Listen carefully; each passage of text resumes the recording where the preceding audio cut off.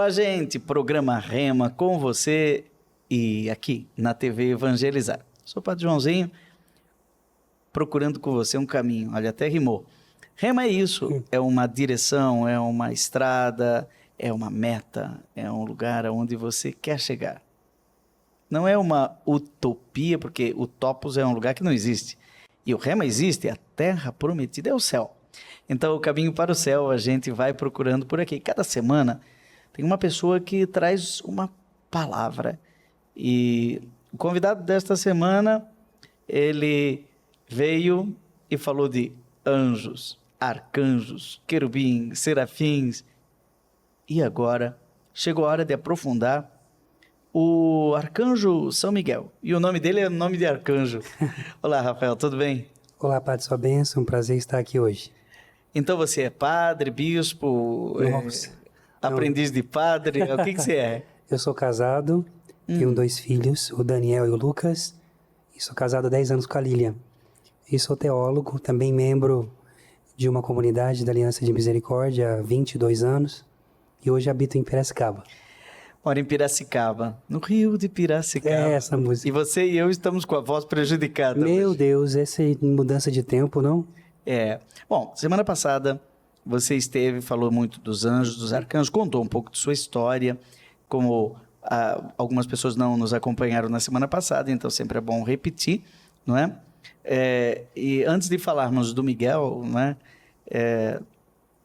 Estamos aí nos 40 dias de São Miguel, alguns não gostam que chame quaresma de São Miguel, mas é 40 quaresma, né? Quaresma, quarentena. Quarentena, em cada lugar se fala de um jeito.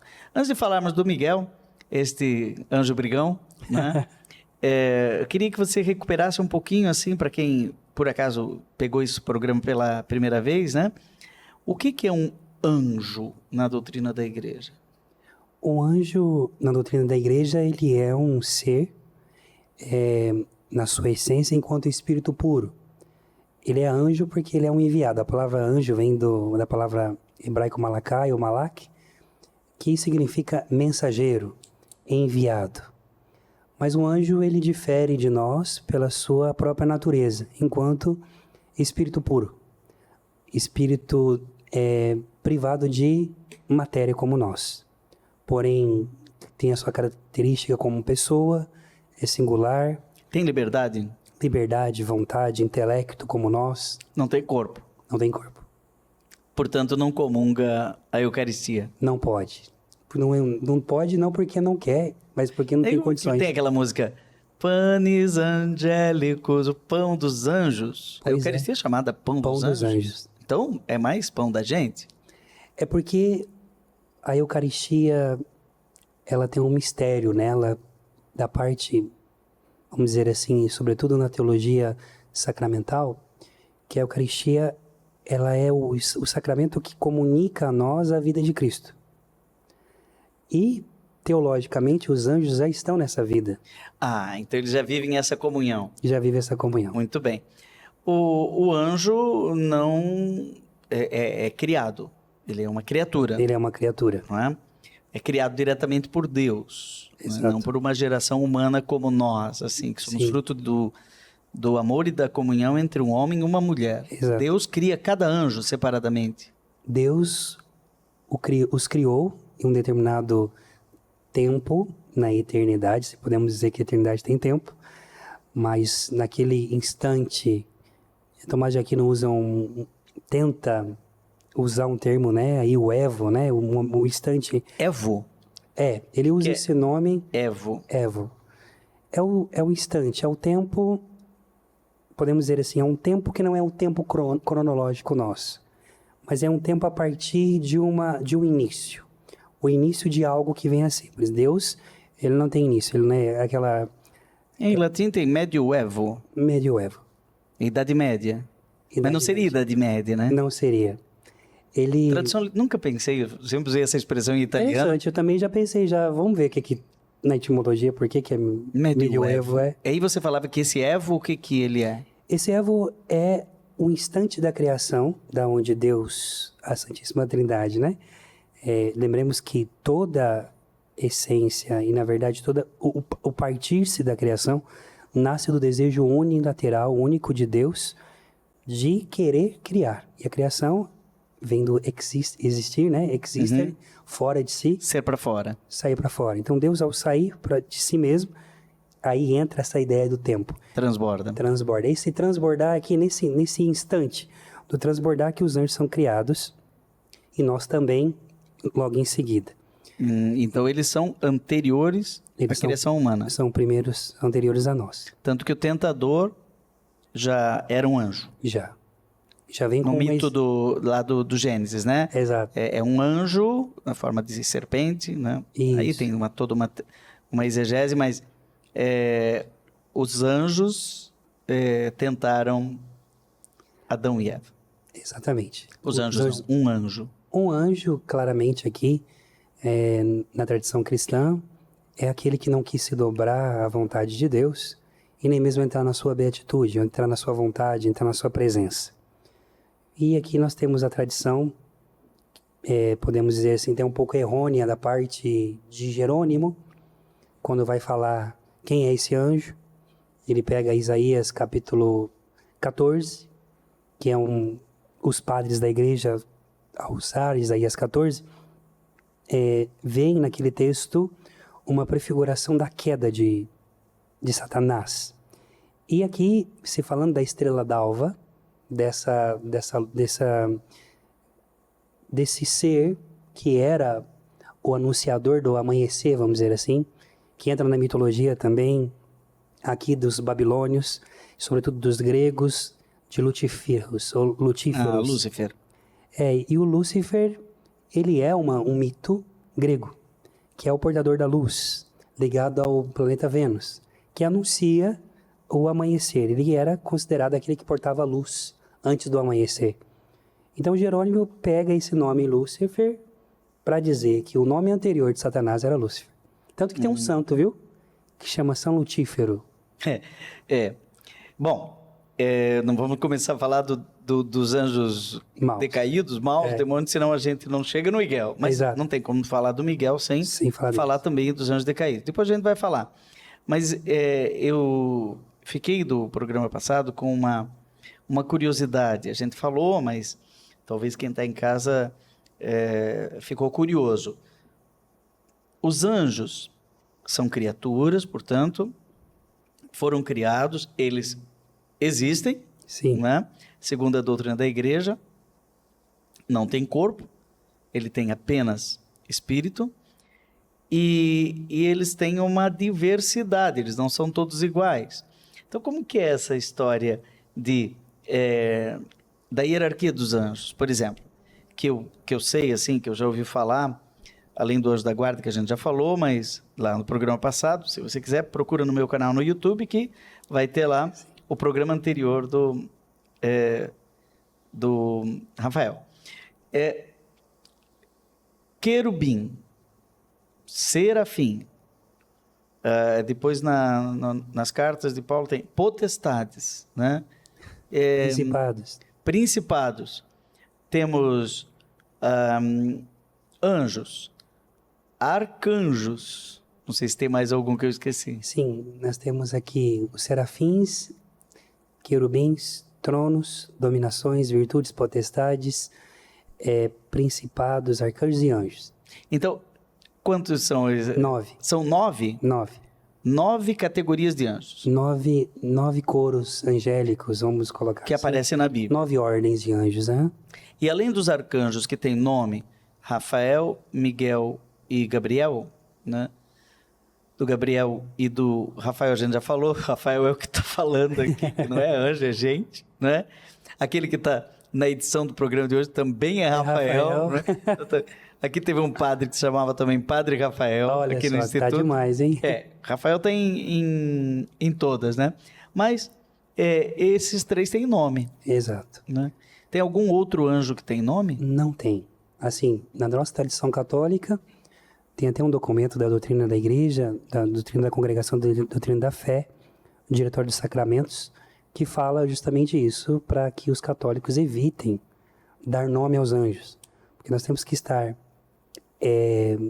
fundamentados aos nomes que temos revelados pela Sagrada Escritura. que é Miguel, Gabriel e Rafael. O anjo da guarda é uma função, um ministério, enquanto anjo da guarda, e assim nós o chamamos de Santo Anjo do Senhor, ponto. Ele não tem nome, mas ele se encaixa em alguma dessas 9 categorias? Sim, o anjo, ele está no 9º coro da hierarquia celeste, vamos colocar assim. Que seria? Que seria os anjos mais próximos a nós homens, né? Se temos os serafins, que é os primeiros, eles são os que estão próximos ao trono de Deus, segundo essa hierarquização desse antigo... Os mais próximos de Deus são os serafins? São os serafins, os querubins e os tronos, os 3 primeiros. Eles servem o trono de Deus, estão diante do Senhor. O anjo, os anjos, que é o 9º coro, está próximo a nós, ao ser humano. E aí, uma curiosidade. O 9º então é de cima para baixo. O 9º é o último, né? Então, eu pensei que era 1, 2, 3, 4. O mais top é o 9º. Não, o mais top é o primeiro. O máximo seria serafim. Exato. É o mais forte, o mais poderoso. Aí tronos. Os querubins vêm depois. Serafins, querubins e tronos. Exato. É 1, 2, 3? É 1, 2, 3. Tá certo. Nessa hierarquia, quem fez essa hierarquização, quem idealizou ela foi o antigo monge do Oriente, nós chamamos de Pseudo-Dionísio. Ele está no Pseudo-Dionísio. Ele até escreveu aquele... Dionísio Areopagita também, aquele teologia mística, né? Exato, ele escreveu teologia mística e a hierarquia celeste. É na hierarquia celeste que ele trata os 9 coros. Porém, ele tem um problema que nós tratamos no podcast passado, onde eu expliquei que entre os teólogos da nossa área da dogmática, nós temos um problema com Dionísio, porque Dionísio ele usou um pouco algumas categorias neoplatônicas para poder explicar sobre essas realidades dos santos anjos. Não é que esse modo como ele colocou esteja errado, mas também não é também fechado, dogmatizado e acabou. Não.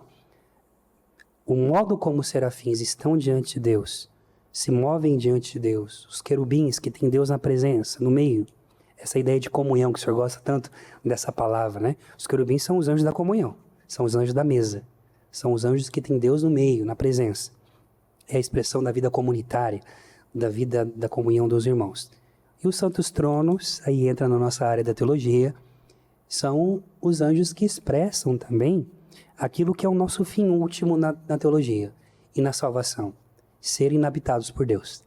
Eles são habitados pela presença, carregam Deus dentro de si. Bom, valeu como uma recapitulação de aprendizagem, né?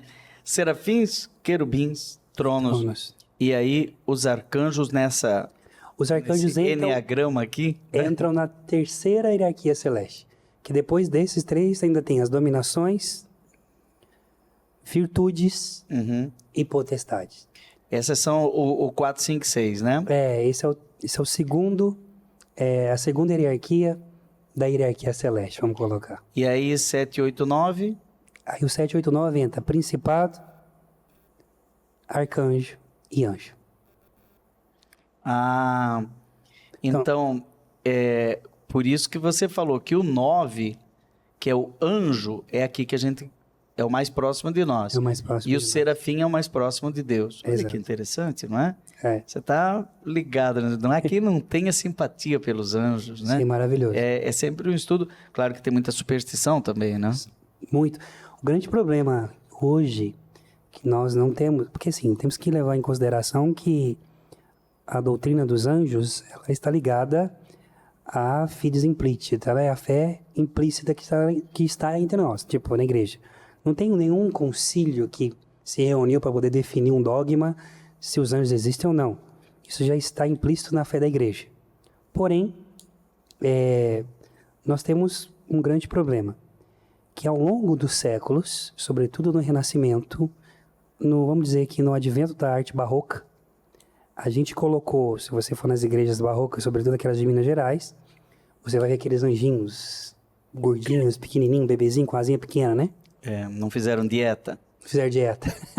É muito anjo. É muito anjo. Você coloca, tem muito anjo nessa arte. Porém, ali nessa arte, por mais que tenha até mesmo um certo exagero de sempre ter anjo ali, aconteceu uma descaracterização daquilo que um anjo é de verdade. Porque quase é uma como é que é? Antropomorfização É antropomorfização né, do anjo. do anjo. Exatamente. O anjo, existe uma zoomorfização do anjo, também o anjo é uma cobra, né? Sim. Na figura de São Miguel, que a gente vai falar no bloco seguinte, Exato. é um animal, não é? O anjo.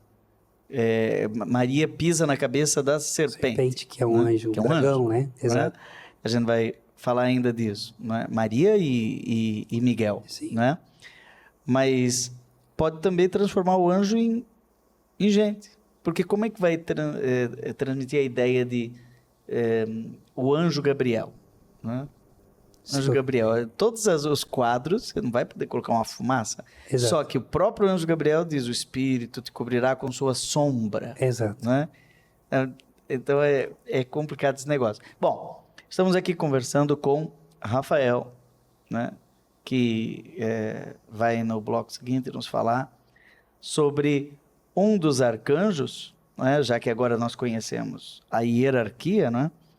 O top é o serafim, depois dele vem o querubim e os tronos, para você lembrar. E lá no final tem os arcanjos, cada vez mais próximos de nós, né? Os arcanjos estão muito próximos de nós. Miguel, Rafael e Gabriel, já falamos no programa anterior do Gabriel e do Rafael, e sobrou esse anjo tão querido das pessoas, né? Que é o Miguel. Quantas pessoas se chamam Miguel, não é? Eu conheço muitas pessoas. Né, teve um tempo na Idade Média, se não me engano, no início do franciscanismo, porque quem trouxe essa devoção mais forte de São Miguel foi São Francisco. Segura, porque no bloco seguinte nós vamos já começar. Ele já está com toda a força para falar do Miguel. A gente vai fazer um breve intervalo, volta já já.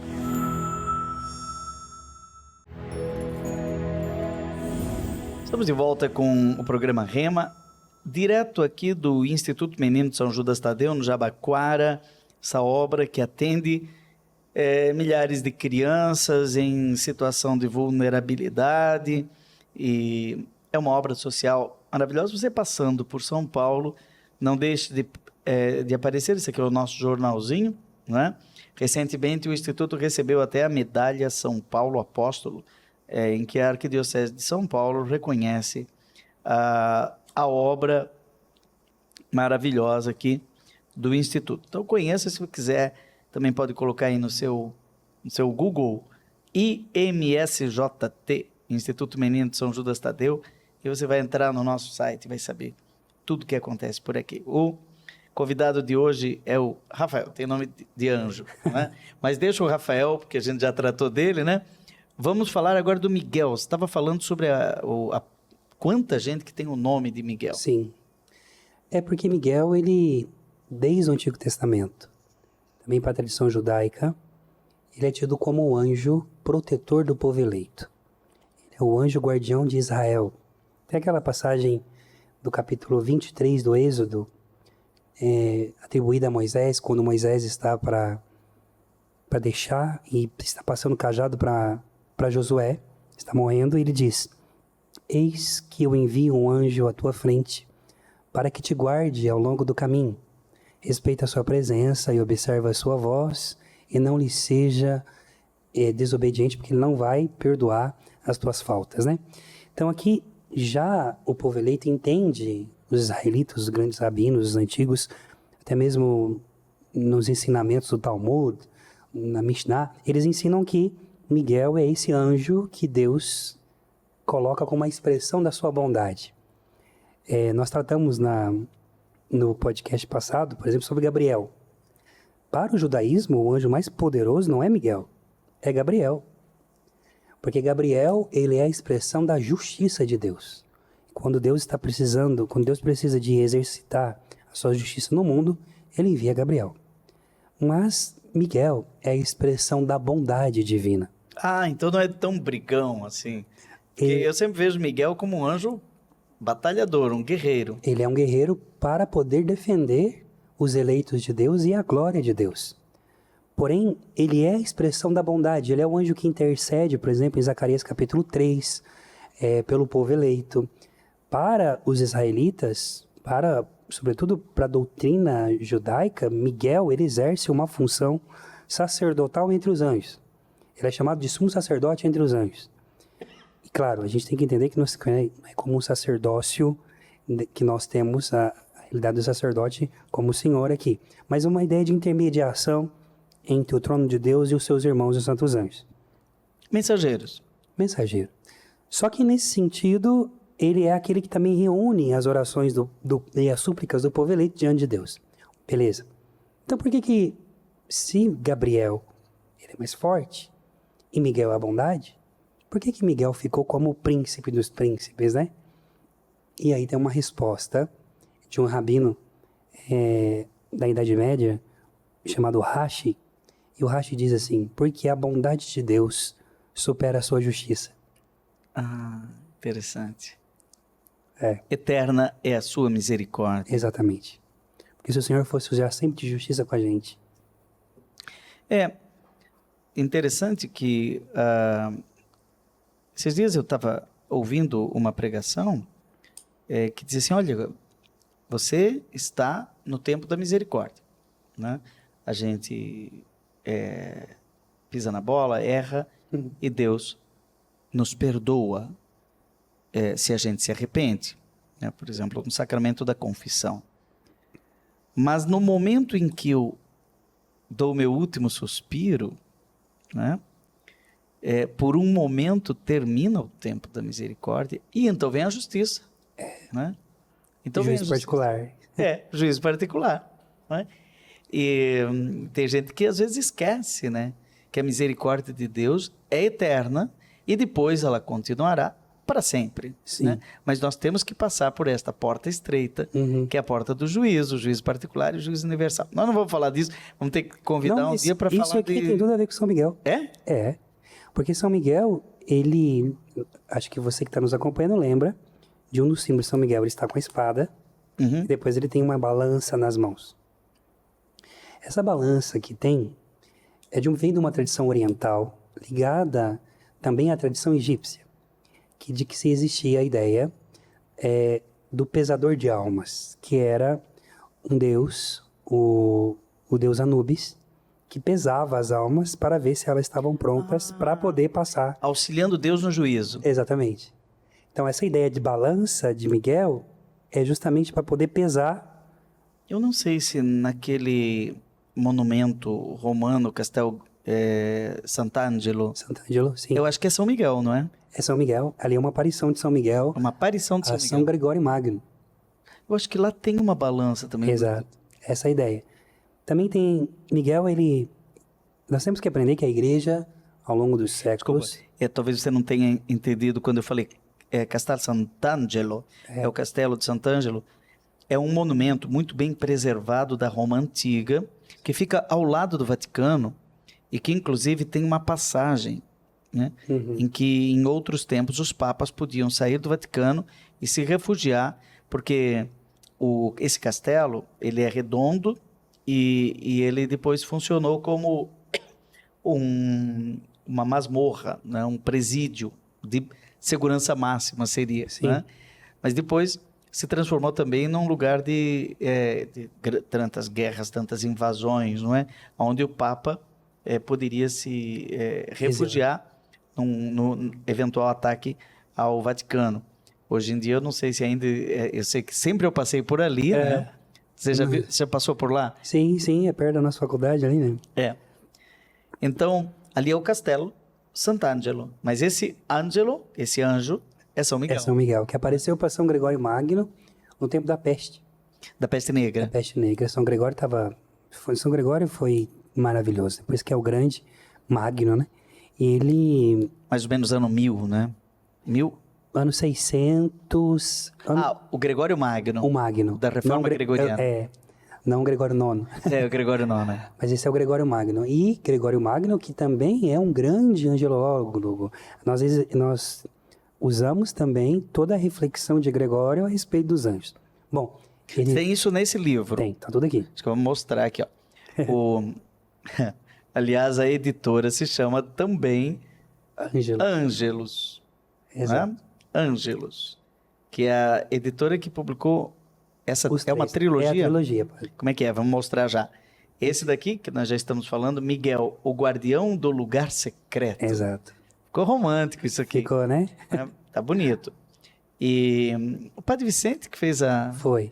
a apresentação, uma edição muito bonita, né?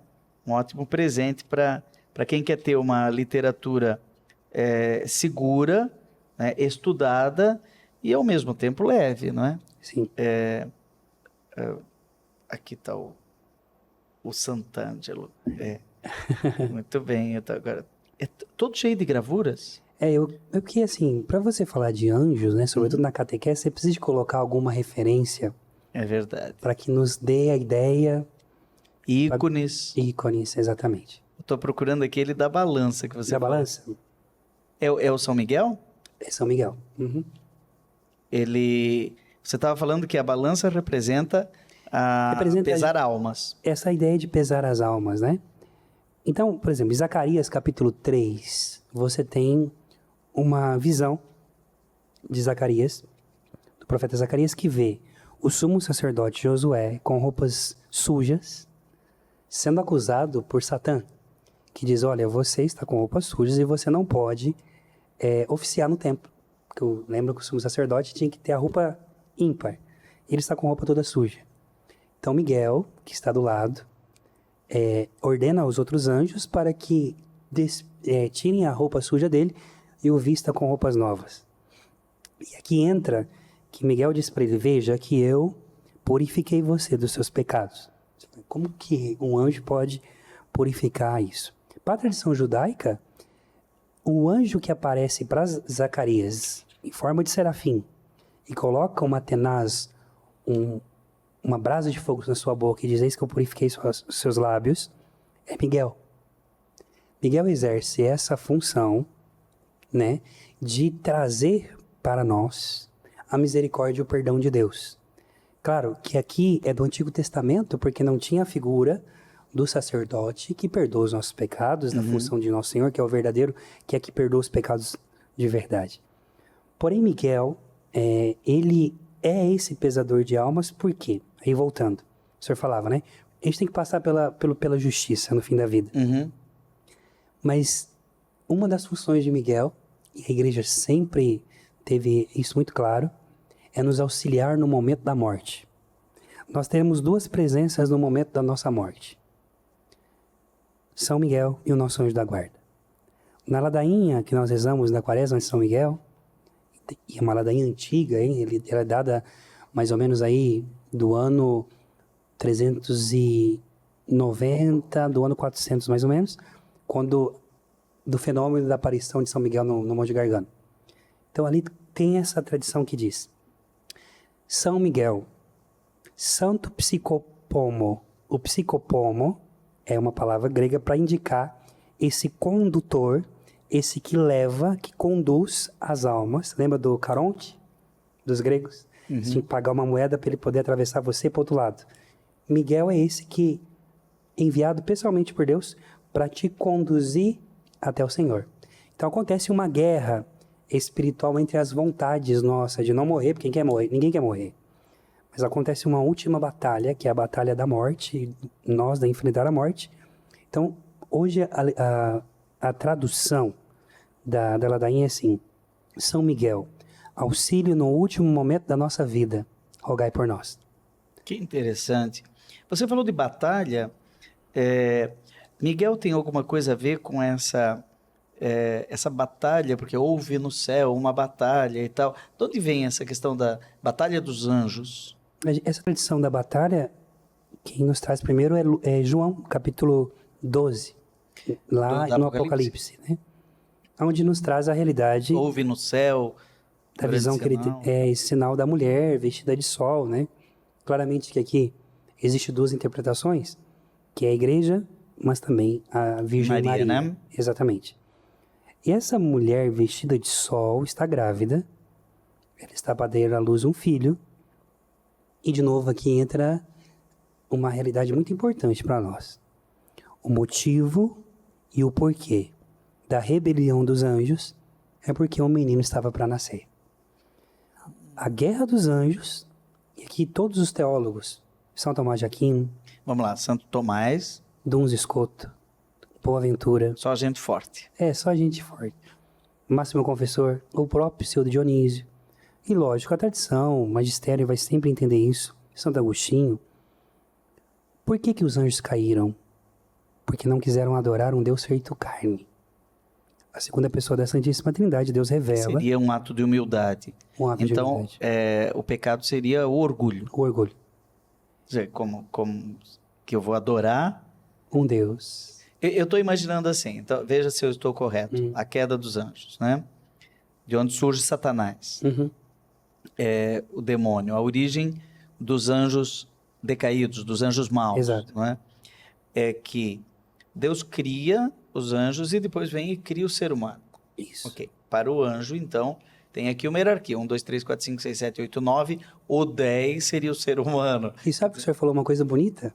Porque Santa Hildegarda de Bingen, uma doutora da igreja, ela usando a tradição de Gregório Magno, de Máximo Confessor, e até mesmo, a gente vai ver isso em Tomás de Aquino, ela diz o seguinte, que o 10º coro da hierarquia celeste somos nós.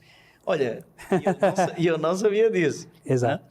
Já posso me candidatar a Santa Hildegarda. E ela é danadinha. Meu Deus. Ó, junto com Santa Gertrudes, né? Terrível. Enfim, e Santa Margarida Maria. Bom, É. essas mulheres de uma espécie de patrística moderna, né? De repente, Deus que criou o homem também cai. Então, o homem é pecador. Uhum. Não é? E Deus manda o seu arcanjo Gabriel para anunciar que o menino vai nascer e Deus, o Verbo se fez carne. E agora? Porque com Deus encarnado, os anjos têm que adorar o ser humano, que é Jesus. Adorar Jesus. E aí o tempo inteiro a batalha de Jesus com Satanás, na sinagoga de Cafarnaum. Caso você não sabe quem... A gente sabe quem é você. Né? Cala-te, sai desse homem. Exato.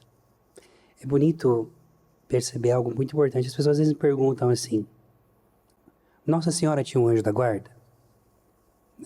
E podemos dizer que sim, porque ela é uma criatura. Jesus tinha um anjo da guarda? Não. Porque ele é o Senhor dos anjos. Ele é o Senhor que protege, mesmo sendo, vamos colocar assim, mesmo na sua vida humana, enquanto verbo encarnado, nós vamos ter os anjos que o servem, porque ele tem o poder sobre todas as coisas.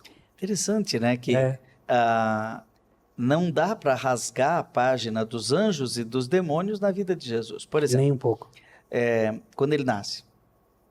Já cantam... Glória a Deus nas alturas e paz na terra aos homens, né? Por ele amados, quer dizer, é um coro de anjos. Sim. E aí quando Natanael, mas como? Então, não, verás coisas maiores, os anjos subindo e descendo sobre o Filho do Homem. Quando o Caifás diz, né, eu te conjuro em nome do Deus vivo, tu és o Filho de Deus vivo, e verás o Filho do Homem vindo nas nuvens com os seus anjos. Com os seus anjos. Exato. Então, o tempo inteiro ele fala dos anjos. Muito interessante. A devoção popular, não é? Hoje tem uma simpatia muito grande por São Miguel. No último bloco nós vamos falar sobre essa questão dos anjos, hoje no cotidiano da vida da gente, principalmente esse tempo de 40 dias com São Miguel. Olha, você aproveita o intervalo, vai lá no nosso YouTube do Padre Joãozinho, aproveita para se inscrever, não é? Beleza? Vamos fazer um breve intervalo e a gente volta já já.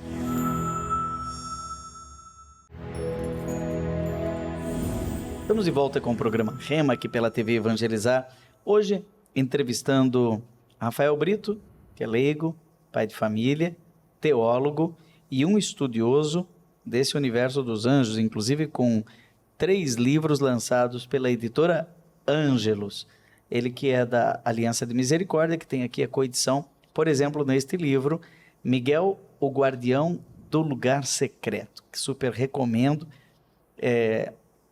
Apresentação do Padre Vicente de Paula Neto, da comunidade Betânia, e um estímulo do Monsenhor Jonas. Você coloca aqui na abertura, você dedica esse livro ao Monsenhor Jonas, que te estimulou a... É porque o Padre Jonas, nos últimos meses da vida dele, ele se debruçou sobre os 2 primeiros. Ele leu o primeiro e o segundo, e aí quando foi há um ano... Primeiro e segundo, vamos dizer, o pessoal está curioso. Esse é o primeiro ou é o segundo? Esse é o segundo. Vamos ver, qual foi o primeiro? Esse é o primeiro, O Segredo dos Anjos. Segredo dos Anjos. Já mostramos no programa passado, mas fica aí, ó. Esse é o Segredo primeiro. dos Anjos. E o segundo só sobre o Anjo da Guarda. O Mistério do Anjo da Guarda. E agora, Miguel. Um específico para um arcanjo. Exato. Miguel. O Guardião do Lugar Secreto. O Guardião do Lugar Lugar Secreto. E o Monsenhor Jonas, quando me encontrou, eu encontrei com ele uma única vez. Foi justamente nesse mês de setembro. E ele me disse: Rafael, eu li os 2 livros, gostei muito, estou esperando o terceiro. Quando você vai escrever? Então eu tive que correr, né? Eu tinha programado para escrever em 2024 o terceiro. Então parei tudo, padre, e me dediquei ao terceiro. E consegui entregá-lo. Ele recebeu esse livro um dia antes da sua morte. Um dia antes. E você estava falando que Miguel é aquele que nos acompanha no céu? Olha, o Guardião do Lugar Secreto. Ele entregou, certamente, porque eu sei como é que funciona. O meu primeiro livro teve a apresentação do Monsenhor Jonas. Sim. Que eu escrevi há mais de 30, quase 35 anos atrás. Eu não era padre. Que lindo, que lindo. Aliás, faltavam 4 anos para ser padre. Foi no meu primeiro ano de teologia. Sobre música. Ele apresentou. Ele também me estimulou. E ele leu mesmo. Sim. Não fez de conta, não. Não. E, de fato, os outros 2 livros que ele leu, tá tudo rabiscado, tudo cheio de post-it. Ah, é? E aí ele disse: olha, filho, termina o terceiro livro que eu quero ler. E aí um amigo, o Ângelo e também o Emanuel, que estava cuidando dele, que era o seminarista responsável de cuidar dele, no domingo, ele morreu na segunda, no domingo entregou o livro para ele. Ele pegou o livro, falou: agradeça ao Rafael e coloque na minha capela junto com os outros. Tá certo. E essa questão hoje as pessoas chamam de Quaresma de São Miguel. Como é que surgiu? Surgiu com São Francisco de Assis. Nossa, é antigo. Antigo. Não é uma devoção que apareceu agora com Frei Gilson? Porém, é interessante que o Brasil assumiu essa devoção mais do que qualquer outro país no mundo.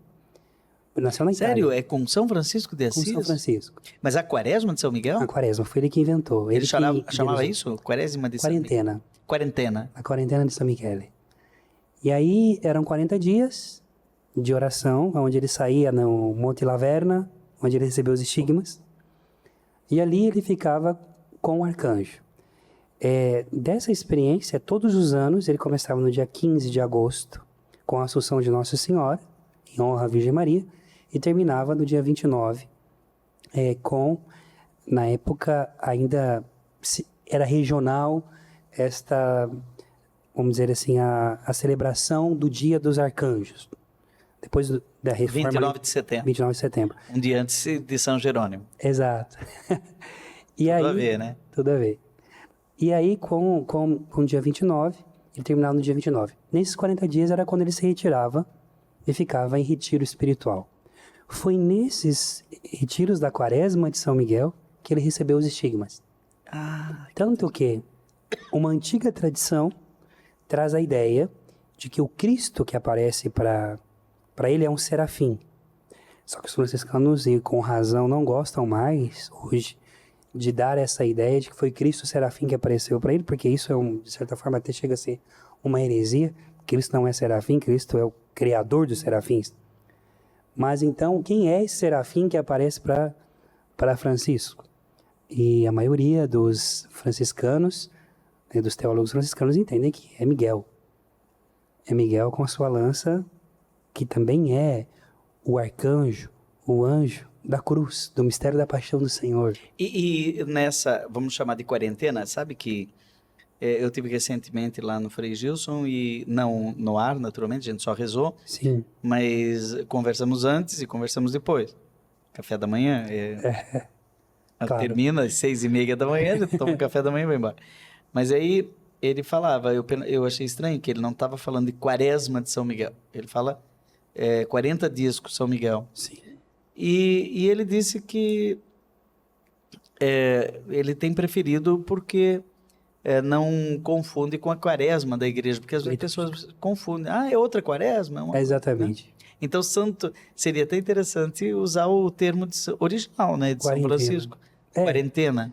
O problema é que quarentena para nós entra como depois da pandemia, né? O que não é ruim, né? Você fica retirado, mas tem essa ideia. A ideia de quarentena é justamente isso. 40 dias é o imaginário mesmo de saia do meio das pessoas. Ué, Jesus não fica 40 dias no deserto? Exatamente. Né? O povo 40 anos no deserto. E uma curiosidade de Francisco. Francisco chamava de quarentena, mas quando chegava no 39º dia, ele voltava a comer. Ah, e por quê? Para não se assemelhar a Jesus. Interessante. São Francisco sempre surpreendendo, né? É. Então, é uma devoção Franciscana. de matriz franciscana. Total. E aí, quando vem para o Brasil, quem celebrou a primeira missa no Brasil, agora eu não me lembro o nome, mas é Dom Henrique, não me lembro. Mas é o que celebrou a primeira missa no nosso país, era um franciscano. Então, os franciscanos que vieram para o nosso país começam a trazer para nós essa devoção a São Miguel, que o povo de Portugal já possui. Já Portugal, na sua raiz da sua fundação com Dom Afonso Henriques, carrega a tradição de que Portugal foi fundada por intermédio de uma aparição privada que Afonso Henriques teve para começar as guerras contra os mouros. Então, a devoção forte que se tem em Portugal em relação a Miguel vem com os franciscanos para cá, para o Brasil. E fica tem um muito anjo forte. também que aparece antes de Fátima, né? O anjo de Portugal. O anjo de Portugal, que eu, na minha interpretação, pegando também a linha teológica portuguesa, é o Arcanjo Miguel. Ah, é? Essa é uma vergonha, uma vez em Portugal, que eu não sabia nada sobre o anjo de Portugal. E aí? E me perguntaram, o que o senhor acha do anjo de Portugal? Eu falei, é muito legal, ele é ótimo. Depois eu fui pesquisar, falei, que vergonha, né? Tantos anos estudando teologia, não sabia o que era o anjo de Portugal. Então você acha que era São Miguel? Porque aí é uma pesquisa histórica, né? Você tem Afonso Henriques que coloca Miguel como anjo da guarda do reino. Depois vai ter várias capelas, sobretudo em Coimbra, de uma devoção a esse anjo da guarda do reino, a esse anjo de Portugal.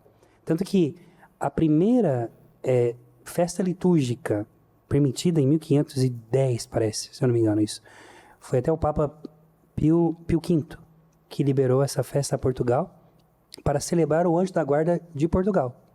Então, quando o anjo aparece e diz, eu sou o anjo de Portugal, o anjo da guarda de Portugal, as características dele, por mais que ele esteja entregando a Eucaristia, com vestes, com a túnica branca e tudo mais, as características históricas nos remete à fundação de Portugal.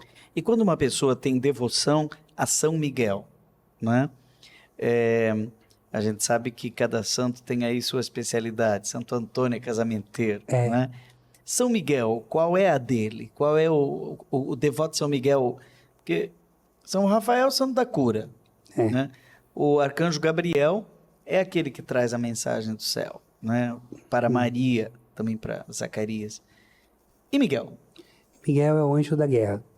Anjo é o da anjo guerra. da preparação da igreja para o último momento da sua vida. E a igreja entenda, a igreja particular, digo, enquanto indivíduo, para o momento da sua morte, e também para a batalha final da volta do Senhor. Tanto que para os judeus, não vamos esquecer os judeus, vamos falar de São Paulo. São Paulo nos diz, em Romanos capítulo 1, versículo 16, que será o toque da trombeta do arcanjo que Cristo voltará. Então, existe essa ideia do shofar, do quarto toque, para o shofar dos judeus, que o quarto toque é o toque de Miguel, que é a bondade. Porque Cristo volta. A gente tem uma ideia muito apoteótica, ele vai voltar para destruir, para pegar e para dividir. Claro, ele vai voltar para julgar e tudo. Isso aí é dogma da nossa igreja, é doutrina. Mas ele volta porque ele é bom. Ele volta porque ele é ágape. Ele volta porque nos ama. Ele volta porque ele quer restabelecer o reino dele na terra. Agora, cá entre nós, a guerra, a batalha, o combate é de todo dia. Quando rezamos o Pai Nosso, a gente diz, livrai-nos Do mal. do mal. Portanto, estamos em batalha permanente contra o mal. São Paulo chega a dizer, não é contra poderes humanos, existem ao seu redor o leão que fica rugindo e quer te devorar. Nessa batalha que todos nós sabemos, cada um tem a sua, luta de todo dia, né? São Miguel nos ajuda ou só no momento da morte? São Miguel nos ajuda o tempo inteiro, mais especificamente o teu anjo da guarda, liderado e subordinado a ele para te auxiliar nas lutas. E a gente acha que luta de Miguel é essa luta de corpo a corpo, de guerra. Não, é uma luta da vontade. Porque sendo que os anjos não possuem corpo, a guerra aconteceu na vontade dos anjos. Por exemplo, vou dar um exemplo bem claro. Vamos supor, eu sou casado. E às vezes tem um risca-faca ali com a esposa. Eu estou errado, né? É uma batalha enorme para você reconhecer que você errou e você pedir perdão. É uma batalha enorme para você lutar com a sua vontade para se confessar, por exemplo. É verdade. Então, Miguel, os anjos nos auxiliam nessa guerra interior. Ele intercede? Miguel intercede. Intercede por isso.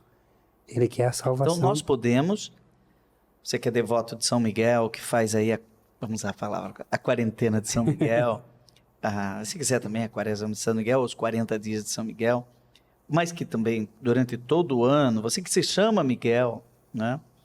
Você pode pedir, você pode invocar São Miguel? Pode invocar Miguel. Na ladainha é isso, né? A ladainha é uma invocação. E o nome Miguel, quem como Deus, eu digo isso no meu livro, tem uma frase poética que eu uso no livro. Miguel não é um nome, Miguel é um brado, é um grito de um ser apaixonado que defendeu o amor da sua vida. Que bonito. Miguel, de fato, ao ver a corrupção entre os anjos rebeldes, de poder querer subir ao trono de Deus, tomar o lugar de Deus na própria existência, grita, não há outro além de ti, Senhor.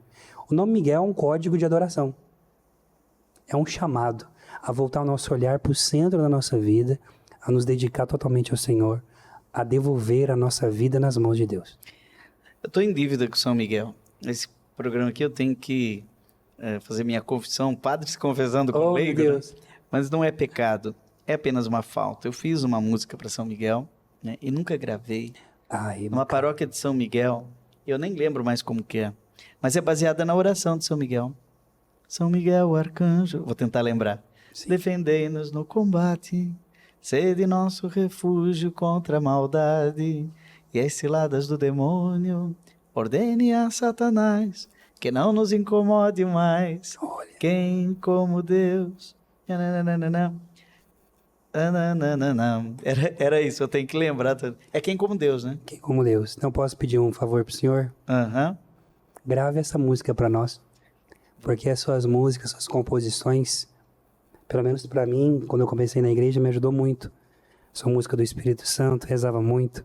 Sozinho eu não posso. Eu preciso recuperar aí essa minha tarefa, são tantas coisas que a gente tem que fazer. Mas é muito interessante que às vezes eu não gravo, mas canto como eu cantei aqui. Sim.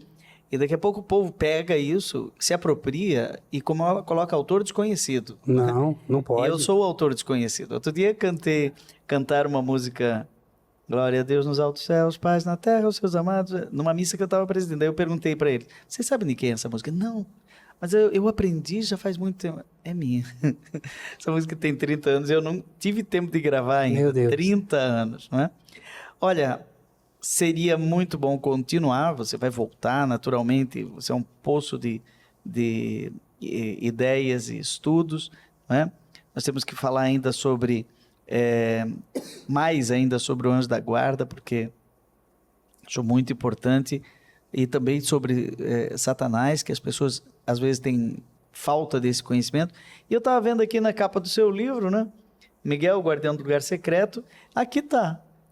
Né? Isso, o ícone com a espada e com a balança. Eu nunca sabia por que era a balança, então é referência ao juízo final. Está pesando almas, algumas está para baixo, outras está para cima, né? Muito bem, Rafael, muito obrigado. Muito obrigado, né? Padre, obrigado a vocês. Deus abençoe a sua caminhada, não é? Eu sei que você ainda está sempre com algum projeto para mergulhar em águas mais profundas, e quando eu vejo um leigo falando teologicamente, né, vale a pena, né, a gente ampliar o conhecimento teológico para todo cristão, né? Fazer teologia é... Você tem um minuto, ó. Tá voltando a tosse. São Miguel, Não, um minuto gente, para a sua palavra final. eu quero só dizer a você, em relação a São Miguel, você que está fazendo a quaresma, entenda que esse é um tempo em que Deus concede a nós a graça de conviver com os anjos. Não barganhe com Deus e nem com os anjos. Não utilize os anjos para o seu bel prazer. Peça, a maior graça que nós podemos ter nesse tempo é pedir para que Miguel seja o nosso amigo, a quem possa caminhar em casa, interceder, levar as nossas orações a Deus. Que bonito. Seja amigo dos anjos, porque ele, com certeza, os anjos são seus amigos, amigos que Deus colocou no seu caminho. Padre Reginaldo Manzotti, segura aí com a sua experiência de Deus. E a gente volta na semana que vem com mais programa Rema. Até lá.